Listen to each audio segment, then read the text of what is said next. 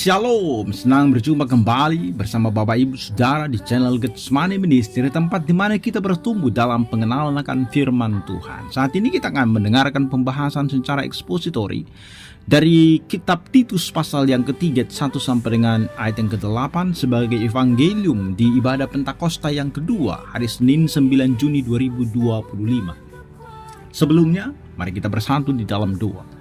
Bapa kami yang penuh dengan kasih, kami bersyukur atas kesempatan untuk mendengarkan firman Tuhan saat ini. Kami membuka hati untuk merenungkan firman-Mu, dan kiranya Roh Kudus menerangi pikiran kami dan melembutkan hati kami.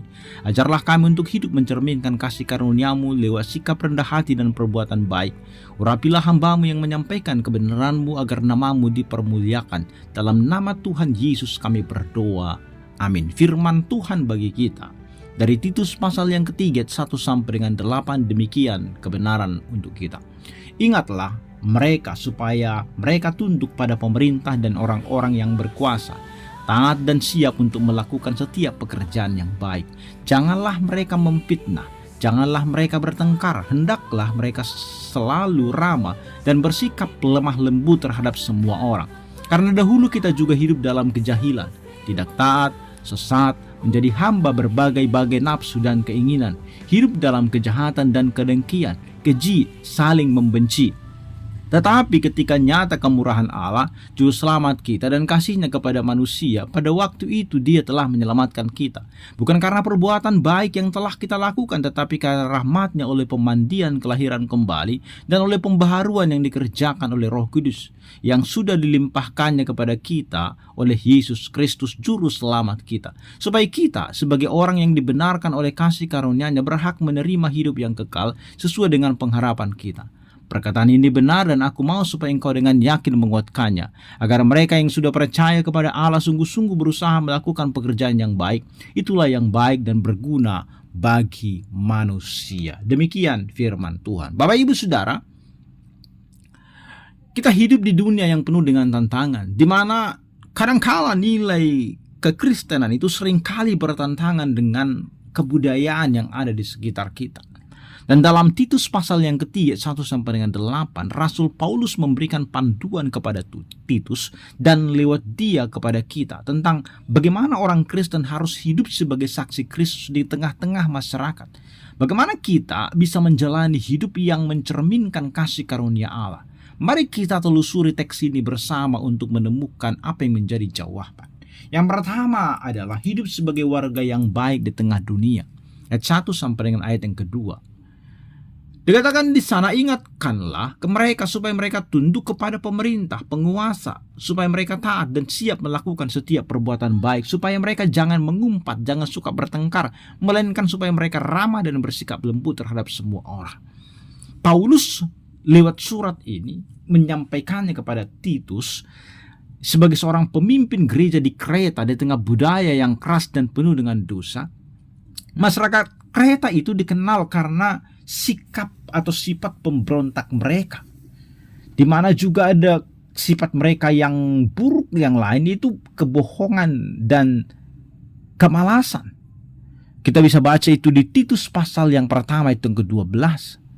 Dalam konteks ini Paulus memerintahkan Titus untuk mengingatkan jemaat agar hidup mereka berbeda, supaya mereka mencerminkan karakter Kristus lewat hidup mereka. Lewat cara seperti apa? Yang pertama, tunduk kepada pemerintah dan penguasa. Jadi Paulus menekankan pentingnya ketaatan kepada otoritas duniawi selama tidak bertentangan dengan kehendak Allah Bapa.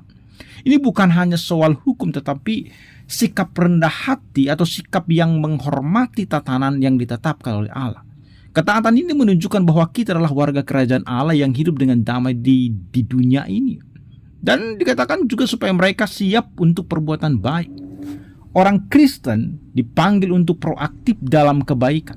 Ini berarti kita tidak hanya menghindari yang jahat, tetapi secara aktif mencari kesempatan untuk memberkati orang lain, baik lewat pelayanan, kemurahan hati, atau kesedihan.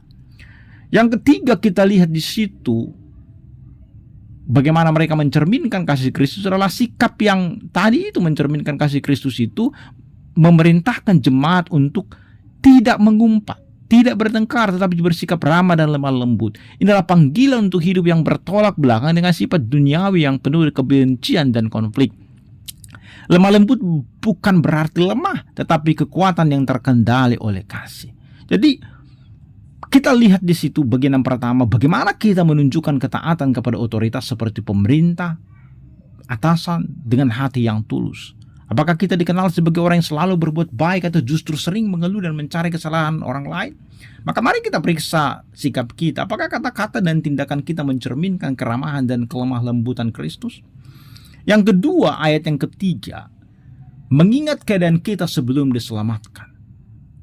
Paulus mengatakan begini, karena dahulu kita juga hidup dalam kebodohan, tidak taat, sesat, menjadi hamba berbagai-bagai nafsu dan keinginan, hidup dalam kejahatan dan iri hati, patut dibenci, saling membenci. Jadi di sini lihatlah bagaimana Paulus mengingatkan jemaat tentang kondisi mereka sebelum mereka mengenal Kristus, sebelum pertobatan, sebelum lahir baru. Inilah gambaran dosa yang universal, di mana ada kebodohan rohani, ada pemberontakan terhadap Allah, dan diperbudak oleh hawa nafsu.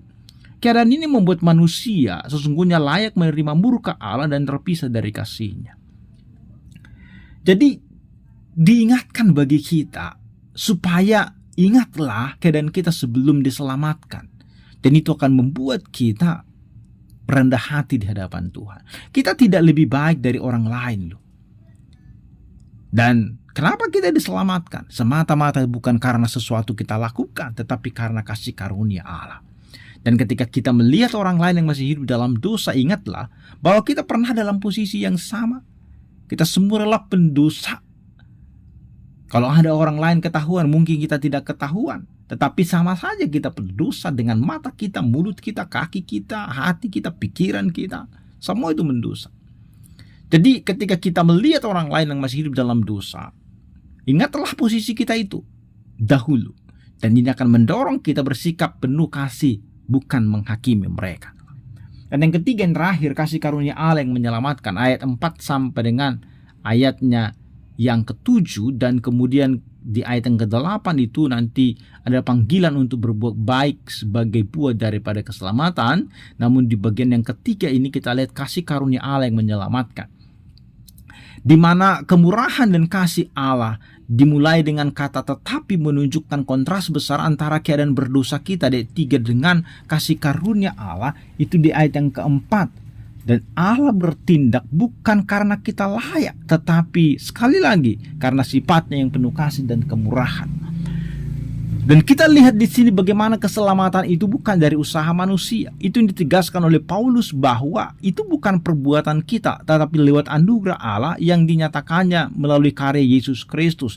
Dan kemudian pemandian kelahiran kembali merujuk pada pembaharuan rohani yang terjadi saat kita percaya. Dan pembaharuan oleh Roh Kudus menunjukkan karya Roh Kudus yang terus-menerus menguduskan kita. Dan akibatnya adalah kita menjadi ahli waris kehidupan kekal.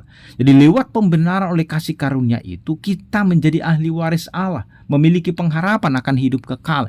Inilah jaminan yang memberikan kita tujuan dan kekuatan untuk bagaimana kita hidup bagi Allah. Maka pertanyaannya, apakah kita benar-benar menghargai kasih karunia Allah itu?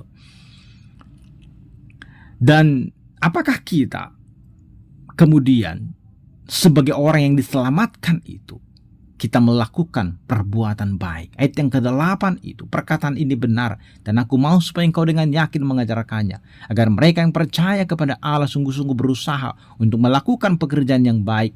Hal-hal ini baik dan berguna bagi semua orang. Jadi lihatlah, Paulus menegaskan bahwa ajaran tentang kasih karunia Allah adalah kebenaran yang harus diajarkan dan dengan keyakinan. Tujuannya adalah supaya orang terpercaya itu termotivasi dan hidup dalam perbuatan baik. Dan perbuatan baik itu bukanlah untuk mendapatkan keselamatan, tetapi buah dari keselamatan yang sudah diterima. Ini kita harus memahami bahwa perbuatan baik kita adalah respon terhadap kasih karunia Allah yang sudah diberikan itu kepada kita. Bukan supaya kemudian kita diberikan kasih karunia. Terbalik, kita melakukan perbuatan baik adalah sebagai respon bahwa Tuhan sudah melakukan yang baik, itu kasih karunia-Nya bagi kita. Maka pertanyaan bagi kita, Setelah kita mengenal Tuhan, perbuatan baik apa saja yang sudah kita lakukan dalam keluarga, gereja, atau masyarakat sebagai saksi Kristus di tengah dunia ini. Untuk itu mari kita saling mendorong untuk hidup konsisten dengan iman kita sehingga dunia melihat kemuliaan Allah lewat hidup kita. Saudaraku yang terkasih, firman Tuhan ini mengingatkan kita bahwa sebagai orang Kristen, kita dipanggil untuk hidup berbeda dengan dunia ini. Kita harus tunduk kepada otoritas, berbuat baik, dan menunjukkan kasih Kristus dalam setiap aspek kehidupan kita. Semua ini bukan karena kekuatan kita, tetapi karena kasih karunia Allah yang telah menyelamatkan kita. Dan mari kita hidupi panggilan itu dengan rendah hati, dengan penuh sukacita. Bagaimana kita menjadi terang di tengah-tengah dunia yang gelap sambil menantikan pengharapan kehidupan kekal bersama dengan Kristus. Dan ingatlah, anugerah keselamatan itu diberikan bagi kita. Dan ketika kita menjalani kehidupan kita setiap hari, ada Roh Kudus yang diberikan bagi kita sebagai Parakletos, teman kita, sahabat kita, penolong kita untuk menjalani hidup kita setiap hari. Amin. Selamat merayakan hari Pentakosta. Mari kita berdoa. Bapa di surga, kami bersyukur atas kasih karunia-Mu yang menyelamatkan hidup kami. Tolonglah kami untuk hidup sebagai warga kerajaan-Mu yang setia, di mana kami mencerminkan kasih dan kelemah lembutan Kristus dalam setiap tindakan kami. Berikanlah kami hikmat dan kekuatan untuk berbuat baik, sehingga nama-Mu sungguh-sungguh dimuliakan dalam hidup kami. Dalam nama Yesus Kristus, kami berdoa dan bersyukur kepada-Mu. Haleluya. Amin.